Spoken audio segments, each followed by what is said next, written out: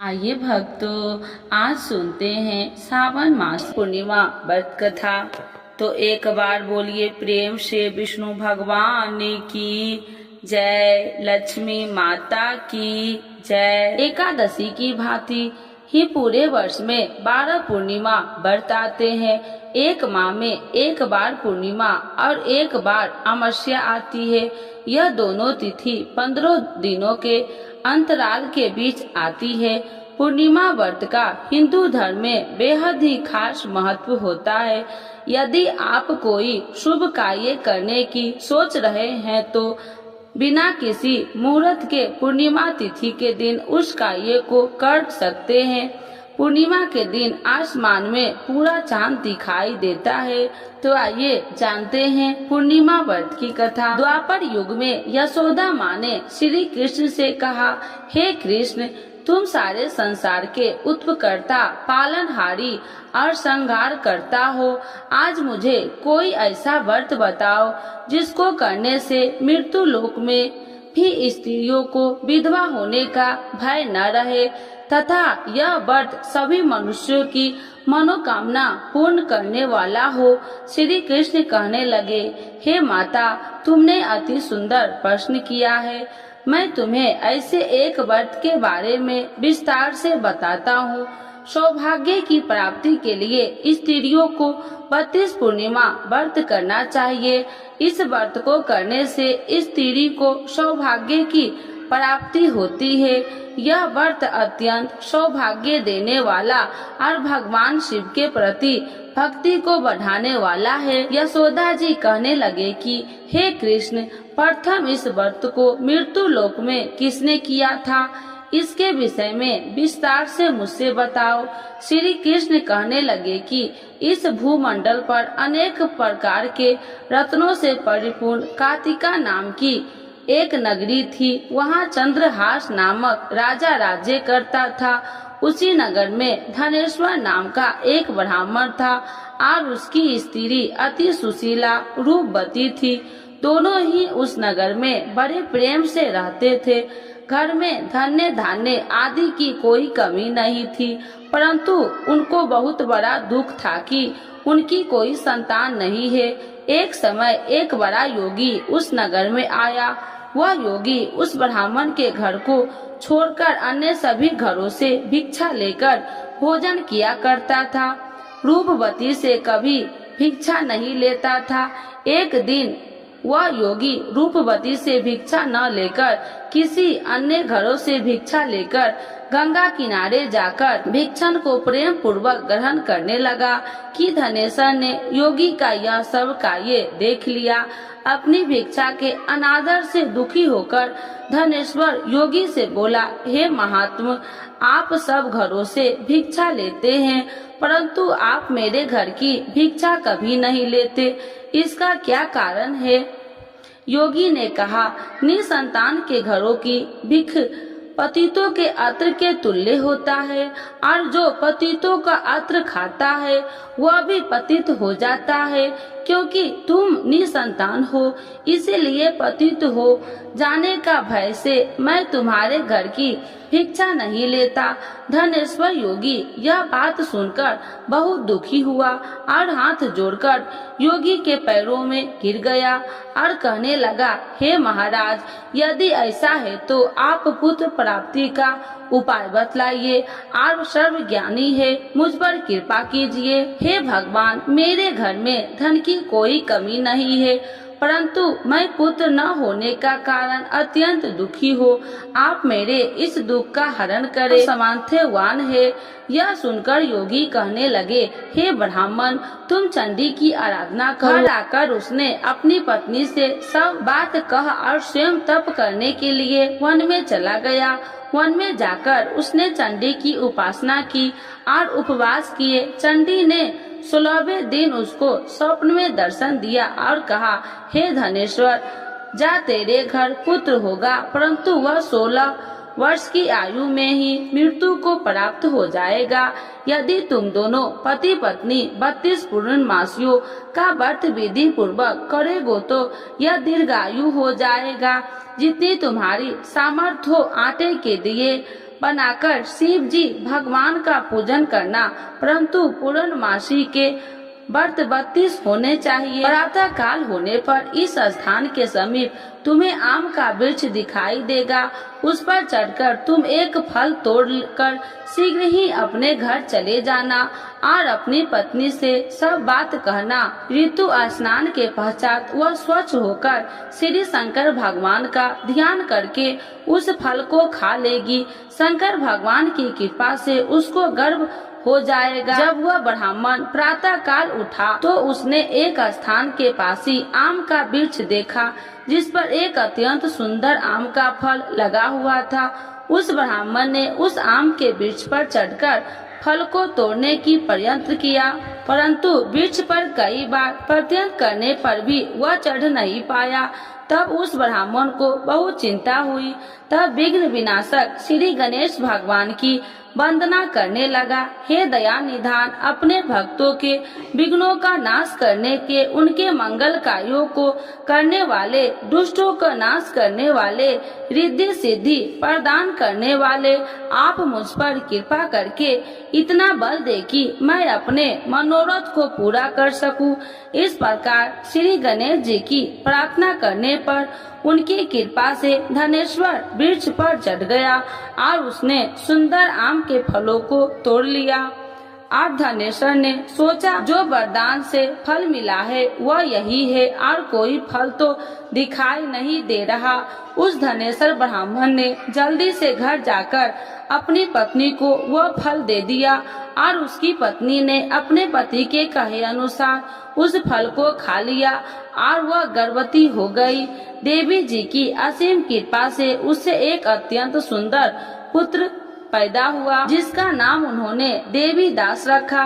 माता पिता के हर्ष और शोक के साथ वह बालक शुक्ल पक्ष की चंद्रमा के भांति वह बालक अपने पिता के घर में बड़ा होने लगा। भवानी की कृपा से वह बालक बहुत ही सुंदर, सुशील, विद्या पढ़ने में बहुत ही निपुण हो गया। दुर्गा जी की आज्ञा अनुसार उसकी माता 32 पूर्णमासी का व्रत रखना आरंभ कर दिया, जिससे उसका पुत्र बड़ी आयु वाला हो जाए। 16 वर्ष लगते ही देवी दास के माता पिता को बड़ी चिंता हो गई कि कहीं उनके पुत्र की इस वर्ष मृत्यु न हो जाए। इसीलिए उन्होंने अपने मन में विचार किया कि यदि यह दुर्घटना उनके सामने हो गई तो वह कैसे सहन करेंगे।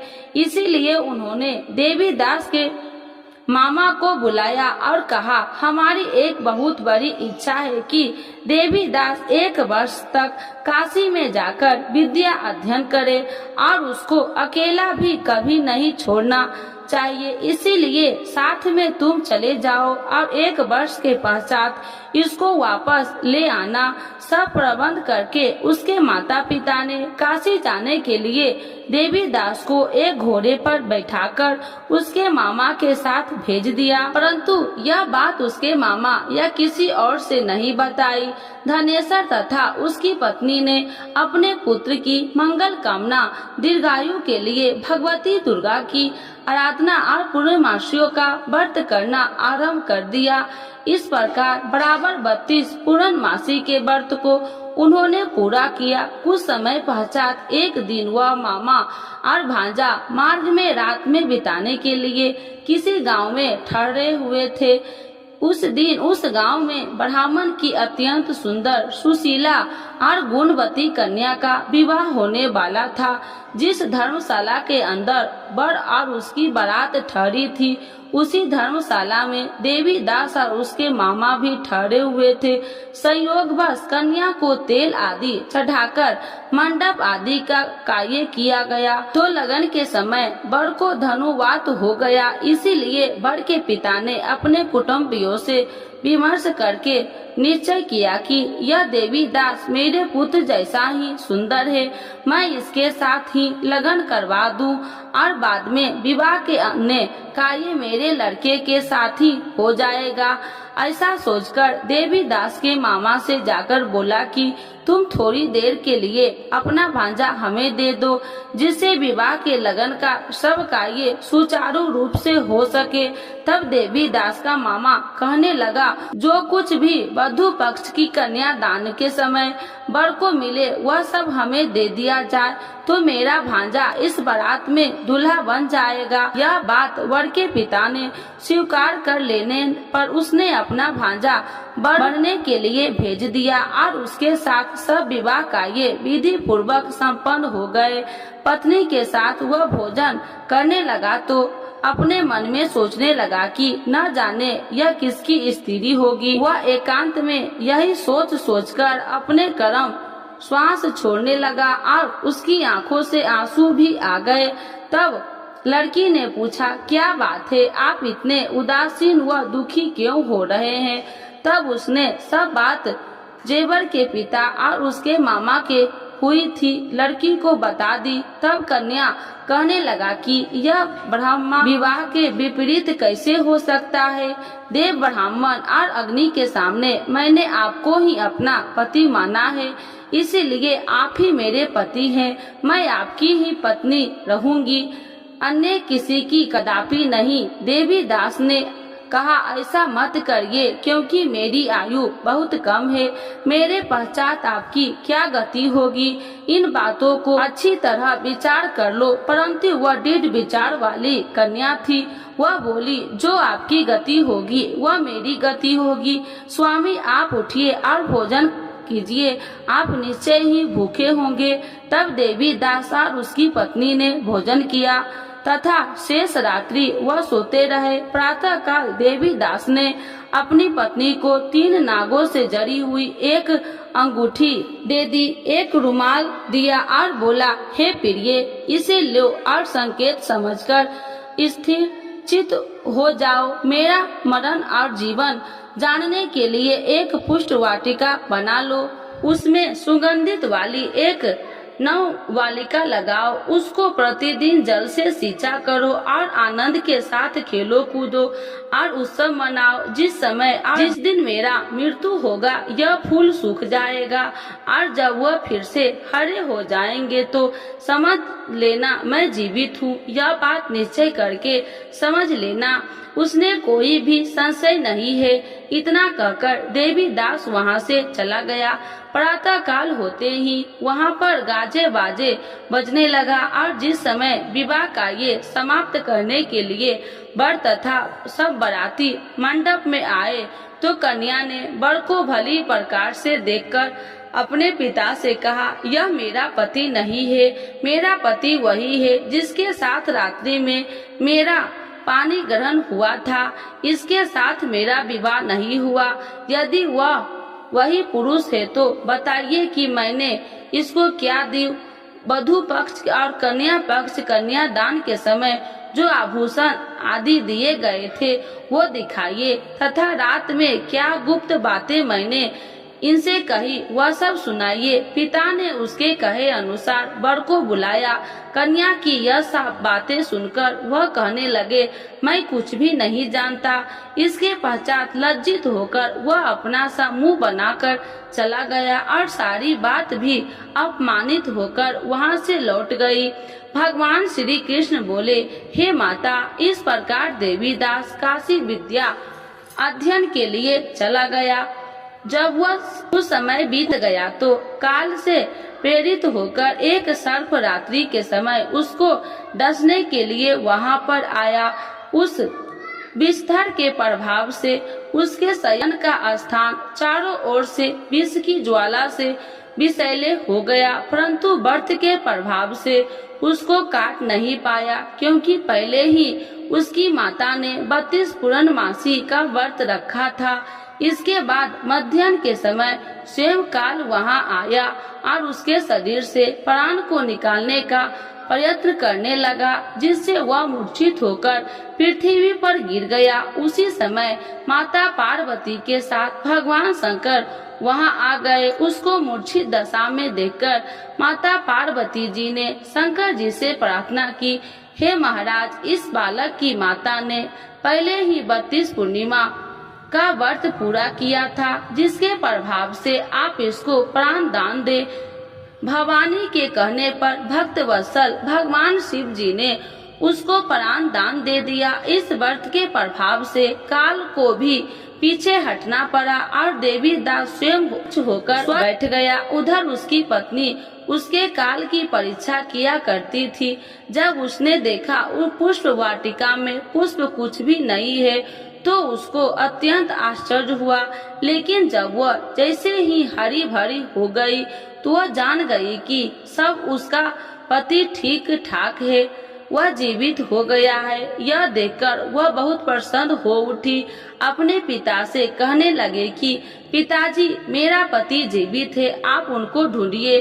जब 16 वर्ष व्यतीत हो गया तो देवी दास भी अपने मामा के साथ काशी से चल दिया। इधर उसके ससुराल उसको ढूंढने के लिए अपने घर से जाने वाले ही थे कि वहाँ दोनों मामा और भांजा वहाँ पर आ गए।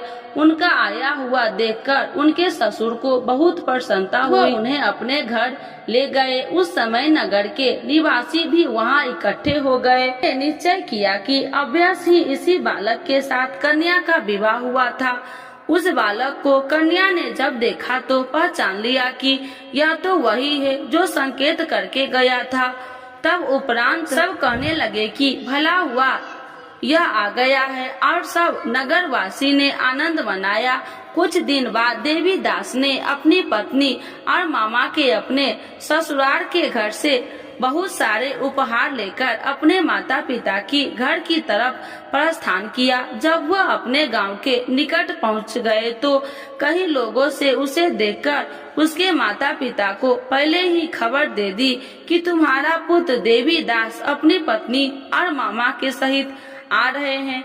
ऐसा समाचार सुनकर माता पिता को विश्वास नहीं हुआ, परंतु जब और लोगों ने भी आकर यही बात उनसे बताई तो उनको बड़ा आश्चर्य हुआ। लेकिन थोड़ी देर में देवी दास ने आकर अपने माता पिता के चरणों में अपना सर रखकर प्रणाम किया और उसकी अपनी पत्नी ने अपने सास ससुर के चरणों को स्पर्श किया तो माता पिता ने अपने पुत्र और पुत्र वधू को हृदय से लगा लिया और दोनों की आंखों में प्रेम अश्रु बह चले।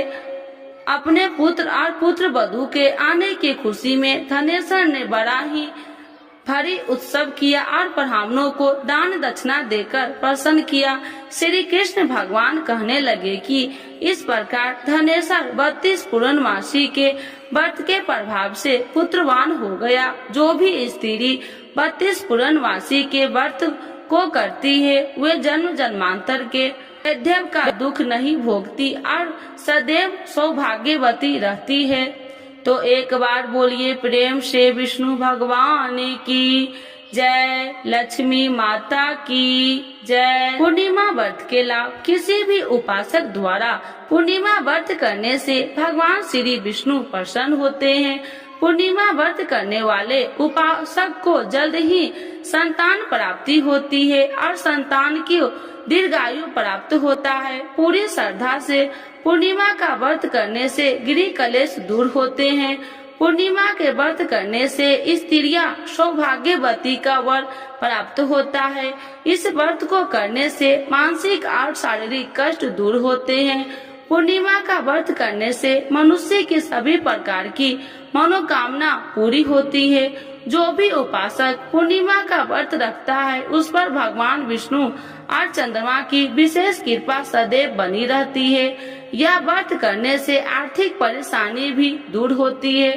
पूर्णिमा व्रत की पूजा विधि। पूर्णिमा के दिन सुबह नहाकर स्वच्छ कपड़े पहने, जिसके बाद घर के मंदिर को अच्छे तरह से साफ कर गंगा जल छिड़काव करे। भगवान श्री विष्णु की मूर्ति पर हल्दी का तिलक लगाना चाहिए।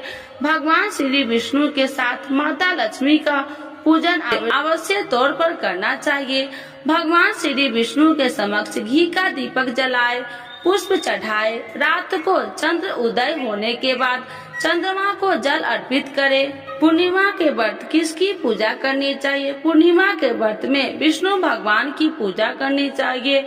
पूर्णिमा के व्रत कितने करने चाहिए? पूर्णिमा के 32 व्रत करने का संकल्प लेना चाहिए। पूर्णिमा के दिन क्या नहीं खाना चाहिए? पूर्णिमा के दिन प्याज लहसुन नहीं खाना चाहिए। तो एक बार बोलिए प्रेम से कृष्ण भगवान की जय, विष्णु भगवान की जय, लक्ष्मी माता की जय। ज्येष्ठ पूर्णिमा 2024 21 जून या 22 जून को ज्येष्ठ मास की पूर्णिमा। जानिए पूजा विधि और महत्व। पूर्णिमा पर लक्ष्मी नारायण व्रत करने का बहुत महत्व है। भगवान विष्णु की पूजा करने से सभी शारीरिक दुखों का नाश होता है और सुखों की प्राप्ति होती है। इस दिन पवित्र नदियों में स्नान करने एवं व्रत दान पुण्य करने से पुण्य फलों की प्राप्ति होती है। वैदिक पंचांग के अनुसार ज्येष्ठ माह की पूर्णिमा तिथि की शुरुआत 21 जून 2024 को सुबह 6:01 पर होगी। यही इसका समापन 22 जून 2024 को सुबह 5:07 पर होगा। ऐसे में ज्येष्ठ पूर्णिमा 22 जून शनिवार के दिन मनाई जाएगी, लेकिन इसका व्रत 21 जून को किया जाएगा। इस दिन वट पूर्णिमा व्रत और संत कबीर दास जयंती का पर्व भी मनाया जाता है। ज्येष्ठ पूर्णिमा व्रत का महत्व। पूर्णिमा पर लक्ष्मी नारायण व्रत करने का बहुत महत्व है। भगवान विष्णु की पूजा करने से सभी शारीरिक दुखों का नाश होता है और सुखों की प्राप्ति होती है। इस दिन पवित्र नदियों में स्नान करने एवं व्रत दान पुण्य करने से पुण्य फलों की प्राप्ति होती है। इस दौरान चंद्रमा से जुड़ी चीजों का दान करने से कई तरह के लाभ प्राप्त होते हैं। आप सफेद वस्त्र, शक्कर, चावल, दही या फिर चांदी का दान कर सकते हैं। माना जाता है कि इससे कुंडली में चंद्रमा की स्थिति मजबूत होती है और जीवन में सुख समृद्धि बनी रहती है।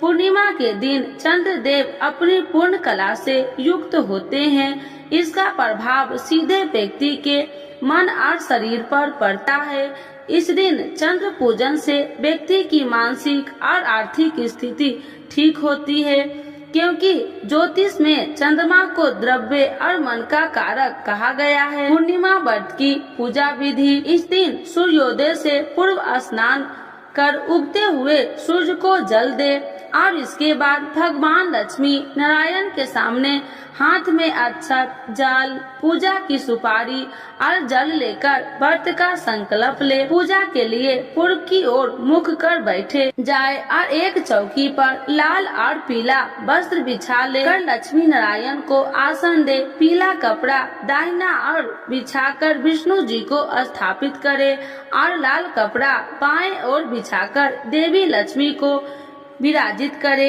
इसके बाद लाल, सफेद और पीले पुष्प अर्पित करते हुए विधि विधान से पूजन करे। संभव हो तो देवी लक्ष्मी को कमल का पुष्प अर्पित करे। इसके बाद मखाने की खीर, आटे की पंजरी या शुद्ध घी से बने मिष्ठान का भोग लगाए। आरती के बाद लक्ष्मी नारायण व्रत की कथा श्रवण या वाचन करे।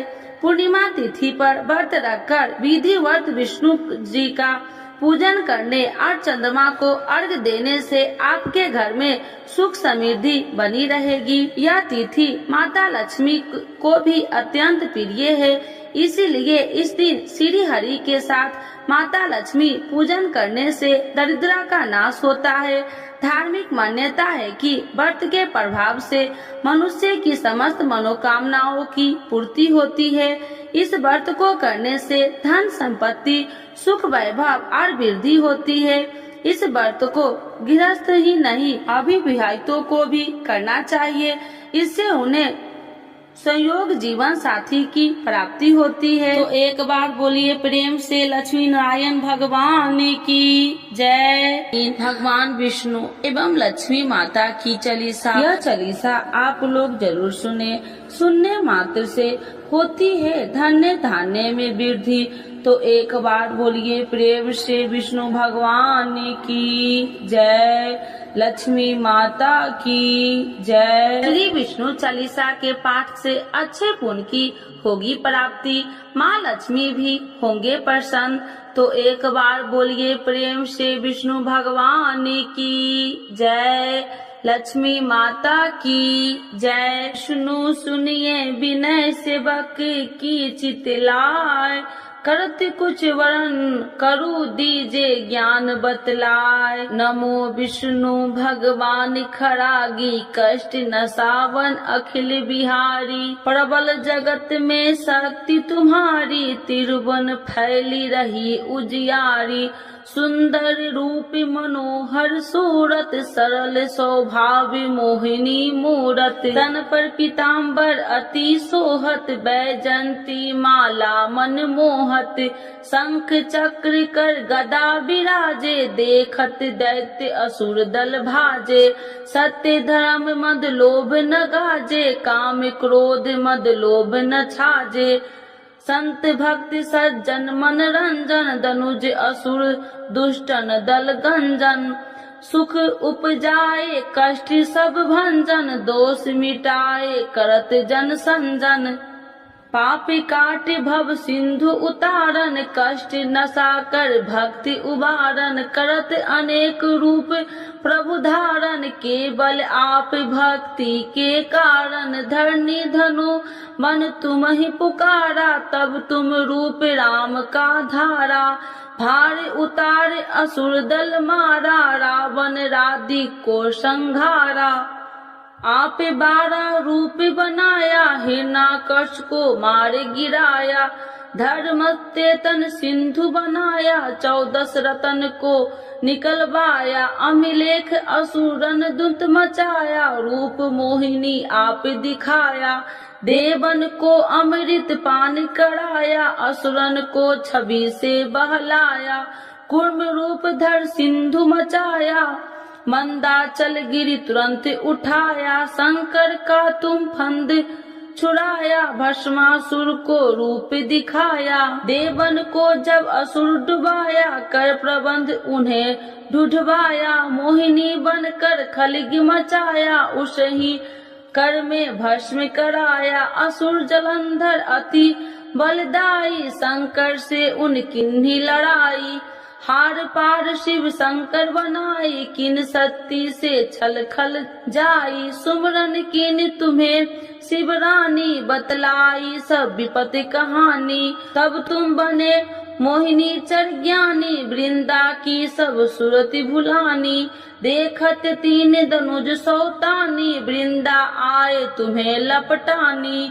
हो स्पर्श धर्म क्षतिमानी, अन्ना असुर उजिब सौतानी। तुमने ध्रुव प्रहलाद उबारे, हिरण्याकश को आदि के खल मारे। गानिका और आज मिल तारे, बहुत भक्त सब सिंधु उतारे।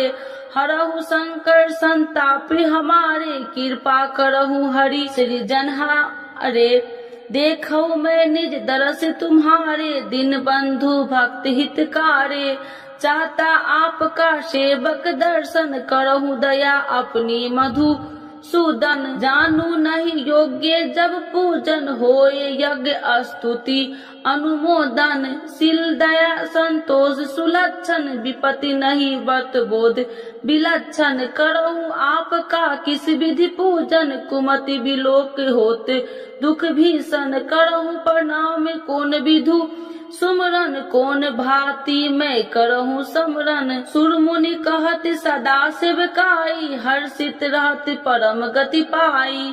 दीनन दुखित नर सदा सहाई, निर्जन जान लेव अपनाई। पाप दोष संताप नसावो, भव बंधन से मुक्ति कराओ। सुत संपत्ति दे सुख उपजाओ, निज चरण का दास बनाओ। निगम सदा ये विनय सुनाबे, पढ़े सुने जो जन सुख पावे। तो एक बार बोलिए प्रेम से श्री विष्णु भगवान की जय, लक्ष्मी माता की जय। मातु लक्ष्मी करी कृपा, करो हृदय में वास। मनोकामना सिद्ध करी परहु मेरी आस। यही मोर अरदास हाथ जोड़ विनती करूं, सब विधि करूं सुबास। जय जननी जगदम्बिका, सिंधु सुता में सुमरो तो ही, ज्ञान बुद्धि विद्या दो मोहि। तुम समान नहीं कोई उपकारी, सब विधि पढ़ू आश हमारी। जय जय जगत जननी जगदम्बा, सबकी तुम हो अवलंबा। तुम ही हो सब घट की वासी, विनती यही हमारी खासी। जग जननी जय सिंधु कुमारी, दीनन की तुम हो हितकारी। विनय नित्य तुम ही महारानी, कृपा करो जग जननी भवानी। यही विधि स्तुति करो तिहारी, शुद्धि लीजे अपराध विसारी। कृपा दृष्टि चित वो मम मोरी, जग जननी बिनती सुन मोरी। ज्ञान बुद्धि जय सुख की दाता, संकट हरो हमारी माता।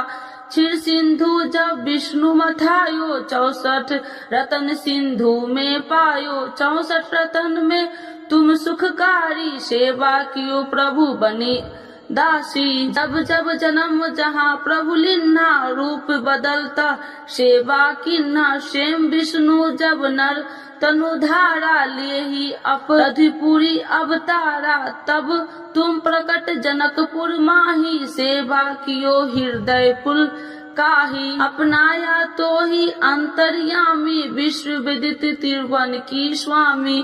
तुम सब प्रबल शक्ति नहीं आनी, कह लो महिमा कहो बखानी। मम कर्म वचन करे सेवकाई, मन इच्छित वंचित फल पाई। तजी छल कपट और चतुराई, पूजहि विधि भक्ति मन लाही। और हाल में कहूँ बुझाई, जो यह पाठ करे मन लाई। ताको कोई कष्ट नोई, मन इच्छित पावे फल सोई। त्राही त्राही जय दुख निवारणी, त्रिविध ताप भव बंधन हारिणी। जो चालीसा पढ़े पढ़ावे, ध्यान लगा कर सुने सुनावे। ताको कोई न रोग सतावे, पुत्र आदि धन संपत्ति पावे। पुत्रहीन अरु संपत्ति हिन्ना, अद्र वज्र कोठी अति दिन्ना। वृप बुलाए के पाठ करावे, शंका दिल में कभी न लावे। पाठ करावे दिन चालीसा, तापर कृपा करे गौरी सा। सुख संपत्ति बहुत सी पावे, कभी कहीं कहूँ की आवे। 12 वास करे जो पूजा, ते ही मम धन्य और नहीं दूजा। प्रतिदिन पाठ करे मन माही, उन सब कौन जग में केहू नाही। बहु विधि क्या मैं करूँ बड़ाई, ले परीक्षा ध्यान लगाई। करी विश्वास करे बरतने माँ, होए सिद्धि उपजय उर प्रेमा। जय जय जय लक्ष्मी भवानी, सब में व्यापति हो गुण खानी। तुमरो तेज प्रबल जग माही, तुम सब को दयालु कहू नाही। मोहि अनाथ के शुद्धि अब लीजे, संकट काटी भक्ति मोहि दीजे। भूल चूक कर क्षमा हमारी, दर्शन देजे सदा निहारी। बिन दर्शन व्याकुल हितकारी, तुम ही अक्षत दुख सहेत भारी। नहीं मोहि ज्ञान बुद्धि है तन में, सब जानत हो आपने मन में। रूप चतुर्भुज करके धारण, कष्ट मोर अब करहु निवारण। के ही प्रकार में करूँ बड़ाई, ज्ञान बुद्धि मोहि नहीं अधिकारी। त्राहि त्राहि दुख हारनी, करो बेगी सब त्रास।